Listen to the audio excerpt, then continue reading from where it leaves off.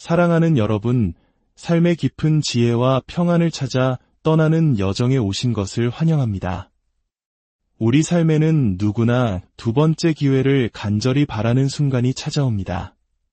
저 또한 제 삶을 돌아볼 때 어리석고 잘못된 선택들로 인해 얼마나 많은 후회를 했는지 모릅니다. 이미 엎질러진 물처럼 되돌릴 수 없는 과거의 실수들을 완전히 지울 수는 없겠지만 어떻게든 만회하고 새롭게 시작하고 싶은 마음, 우리 모두의 마음속 깊은 곳에 자리한 소망일 것입니다. 어디 저뿐이겠습니까? 제가 사랑하는 사람들, 심지어 바로 지난주에 제 평생 본 것 중 가장 안타깝고 어리석은 결정을 내리는 모습을 지켜보며 제 마음은 무너져 내렸습니다. 그래서 저는 더욱 간절히 기도합니다. 하나님, 부디 길이 있기를, 당신의 선하심과 정의, 완전하심과 거룩하심 안에서 우리가 다시 한번 일어설 기회를, 새로운 시작을 허락해 주시기를 간절히 기도합니다. 우리가 사랑하는 수많은 위대한 이야기들은 대부분 비슷한 구조를 가집니다. 주인공이 어려운 환경에 처하거나 끔찍한 실수를 저지르지만 결국 삶의 두 번째 기회를 얻어 거듭나는 이야기 말입니다. 존 버니언의 철로 역정에서 주인공 크리스천이 회심하는 장면이나 찰스 디킨스의 크리스마스 캐럴에서 스크루지 영감이 변화하는 모습처럼 말이죠. 파멸의 도시에서 살아가거나 스크루지처럼 인색하고 외로운 부자로 살아가는 이들에게는 새로운 기회가 절실히 필요합니다. 지금 이 순간 당신의 삶은 어떻습니까? 혹시 직장에서, 가정에서, 혹은 교회 공동체 안에서 나는 모든 것을 망쳐버렸어, 나는 실패했어라는 절망감에 휩싸여 있지는 않으신가요? 더 이상 손쓸 방법이 없다고 느끼거나 돌이킬 수 없는 말과 행동으로 소중한 관계나 기회가 영원히 사라져버렸다는 슬픔에 잠겨있지는 않으신지요? 어쩌면 그 절망감은 하나님과의 관계에서 비롯된 것일지도 모릅니다. 겉으로는 평온하게 찬송을 부르고 사람들과 인사를 나누지만 마음속 깊은 곳에서는 나는 하나님 앞에서 모든 것을 망쳤어, 그분의 사랑과 관심을 받을 자격이 없어라고 느끼고 있을지 모릅니다. 만약 그렇다면 오늘 당신은 정말 잘 오셨습니다. 우리는 성경 속에서 바로 그런 사람들을 위한 희망의 메시지를 발견하게 될 것이기 때문입니다. 오늘 우리가 함께 살펴볼 책은 구약 성경의 마지막에서 두 번째에 위치한 스가랴서입니다. 스가랴 선지자는 우리가 지난주에 살펴보았던 학개 선지자와 동시대인 주전 520년경에 활동했습니다. 당시 이스라엘 백성들은 오랜 바빌론 포로 생활을 마치고 예루살렘으로 돌아왔지만 그들의 마음은 황폐했고 하나님의 성전은 여전히 폐허로 남아있었습니다. 스가랴는 바로 그 절망에 빠진 백성들에게 하나님의 메시지를 전하기 위해 부름받았습니다. 하나님께서 그들에게 새로운 시작, 즉 두 번째 기회를 주실 것이라는 희망의 메시지를 말입니다. 스가랴서는 크게 세 부분으로 나눌 수 있습니다. 첫 번째 한 장부터 6장은 8가지 환상을 통해 하나님께서 당신의 통치로 두 번째 기회를 주실 것을 보여줍니다. 두 번째 7장과 8장은 두 편의 설교를 통해 당신의 말씀으로 두 번째 기회를 주실 것을, 그리고 마지막 9장부터 14장은 궁극적으로 당신의 아들을 통해 두 번째 기회를 주실 것을 약속합니다. 스가랴서 1장 3절은 이 책 전체의 핵심을 담고 있습니다. 만군의 여호와께서 이처럼 이르시되 너희는 내게로 돌아오라, 만군의 여호와의 말이니라. 그리하면 내가 너희에게로 돌아가리라. 내게로 돌아오라. 이것이 절망에 빠진 우리를 향한 하나님의 첫 번째 음성입니다. 첫째, 하나님은 당신의 통치를 통해 두 번째 기회를 주십니다. 스가랴서의 첫 6장에 기록된 8가지 환상은 언뜻 보기에 매우 기이하고 이해하기 어렵습니다. 하늘을 나는 두루마리, 4개의 뿔, 4대의 병거 등 상징으로 가득 차 있죠. 하지만 이 환상들을 자세히 들여다보면 하나의 일관된 메시지가 드러납니다. 바로 이 세상의 혼란과 절망 속에서도 여전히 모든 것을 다스리시는 분은 하나님이라는 사실입니다. 환상은 이스라엘의 적들이 심판받을 것과 하나님께서 친히 불성곽이 되어 당신의 백성을 보호하실 것을 보여줍니다. 그리고 이 환상들의 가장 중심에는 장차 오실 메시아, 즉 기름 부음받은 구원자에 대한 약속이 자리 잡고 있습니다. 그는 백성의 죄를 정결하게 할 위대한 제사장이자 정의로 다스릴 영원한 왕으로 묘사됩니다. 이 환상들은 절망적인 현실에 갇혀 있던 이스라엘 백성들에게 시선을 들어 더 높은 곳을 바라보게 했습니다. 그들의 희망은 무너진 성전이나 연약한 자신들에게 있는 것이 아니라 온 세상을 통치하시는 하나님께 있음을 깨닫게 한 것입니다.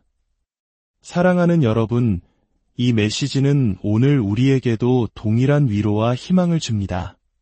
당신이 마주한 문제가 아무리 거대해 보일지라도, 당신의 실패가 아무리 돌이킬 수 없어 보일지라도 하나님보다 크지는 않습니다. 그분은 온 우주의 주인이시며 당신의 삶 역시 그분의 손안에 있습니다. 우리의 희망의 근거는 우리의 능력이나 노력이 아니라 바로 변치 않으시는 하나님 자신과 그분의 약속에 있습니다. 그렇기에 우리는 절망 속에서도 소망을 노래할 수 있는 것입니다. 둘째, 하나님은 당신의 말씀을 통해 두 번째 기회를 주십니다. 스가랴서 7장과 8장은 과거와 미래를 극명하게 대조합니다. 7장은 이스라엘 백성들이 왜 포로로 끌려가는 고통을 겪어야 했는지를 설명합니다. 그 이유는 간단했습니다. 그들이 하나님의 말씀에 귀를 닫았기 때문입니다. 스가랴 7장 11절과 12절은 그들의 모습을 이렇게 묘사합니다. 그들이 듣기를 싫어하여 등을 돌리며 듣지 아니하려고 귀를 막으며 그 마음을 금강석 같게 하여 율법과 만군의 여호와가 그의 영으로 옛 선지자들을 통하여 전한 말을 듣지 아니하였으므로 마음을 돌처럼 굳게 하고 하나님의 말씀에 불순종했던 과거는 결국 파멸을 가져왔습니다. 하지만 하나님은 과거에만 머무르지 않으십니다. 8장은 놀라운 미래의 약속으로 가득 차 있습니다. 하나님께서는 그들을 회복시키시고 예루살렘을 진리의 성읍이라 부르시며 잃어버렸던 기쁨과 평화를 되찾아 주실 것을 약속하십니다. 이것이 바로 하나님의 말씀이 가진 능력입니다. 하나님의 말씀은 단지 과거를 해석하는 데 그치지 않고 새로운 미래를 창조합니다.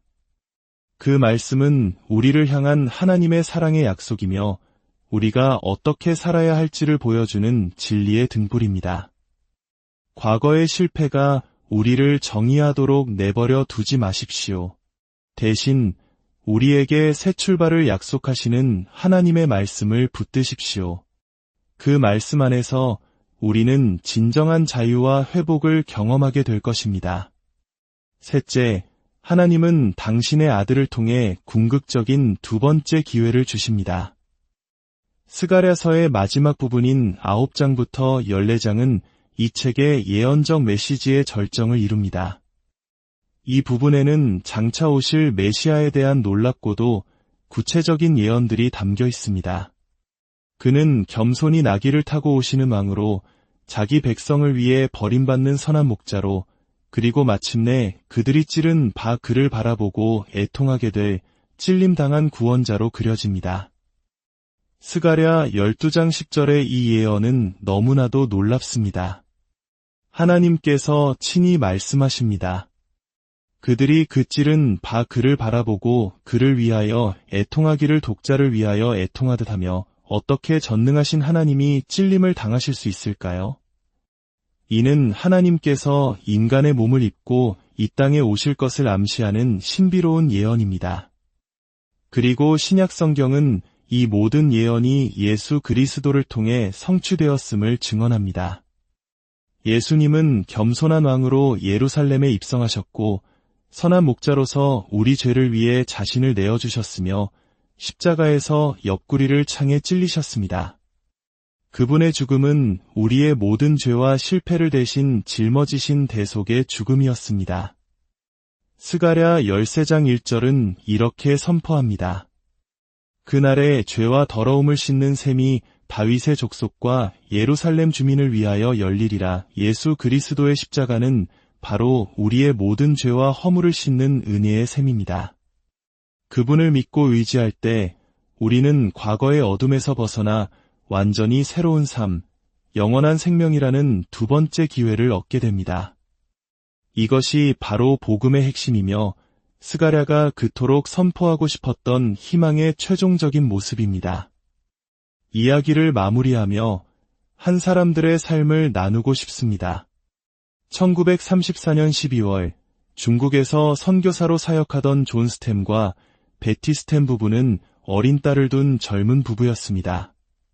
그들은 공산군에게 체포되었고 다음 날 마을 박 언덕으로 끌려가 순교했습니다. 그들의 나이는 불과 27이었습니다. 그들은 무엇을 위해 그 낯선 땅에서 젊은 목숨을 바쳤을까요?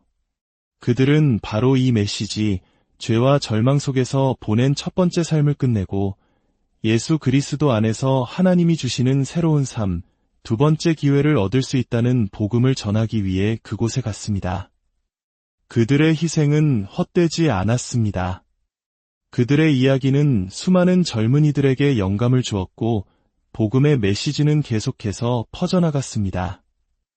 이 메시지는 그들의 목숨을 걸 만큼 중요했습니다. 왜냐하면 이것은 단순한 교리가 아니라 깨어진 삶을 회복시키고 영원한 희망을 주는 하나님의 능력 그 자체이기 때문입니다. 저 또한 이 메시지가 절실히 필요했습니다. 예수 그리스도를 통해 하나님께서 저에게 새로운 삶을 주셨다는 사실을 믿었을 때 제 인생은 완전히 바뀌었습니다. 그리고 이제 제 삶은 이 놀라운 소식을 다른 이들에게 전하는 데 바쳐지고 있습니다. 사랑하는 여러분, 당신은 어떻습니까? 하나님과의 관계에서 새로운 기회가, 새로운 삶이 필요하지 않으신가요? 스가랴를 통해 울려 퍼지는 하나님의 음성에 귀 기울여 보십시오. 내게로 돌아오라. 그리하면 내가 너희에게로 돌아가리라. 당신의 과거가 어떠했든, 당신이 얼마나 큰 실수를 저질렀든 상관없습니다. 하나님은 당신을 포기하지 않으십니다. 그분은 당신의 통치자로서, 당신의 말씀으로서, 그리고 무엇보다 당신을 위해 십자가에서 모든 것을 내어주신 아들, 예수 그리스도를 통해 언제나 당신을 기다리고 계십니다. 그분께 돌아갈 때 우리는 가장 완전하고 영원한 두 번째 기회를 발견하게 될 것입니다. 함께 기도하겠습니다. 사랑의 하나님, 우리의 어리석음과 주님을 향한 반역을 당신은 모두 알고 계십니다. 오, 하나님, 당신의 주권적인 자비로 행동하여 주시옵소서. 당신의 사랑으로 우리의 미움을 이기게 하시고 우리를 향한 당신의 넘치는 보살핌으로 우리의 독립심을 꺾어주소서. 오, 하나님, 당신의 영으로 움직이사 새 생명을 주시기를 기도합니다. 죄를 깨닫게 하시고 사람들을 구원자께로 돌이키게 하소서. 우리 주 예수 그리스도의 이름으로 기도합니다.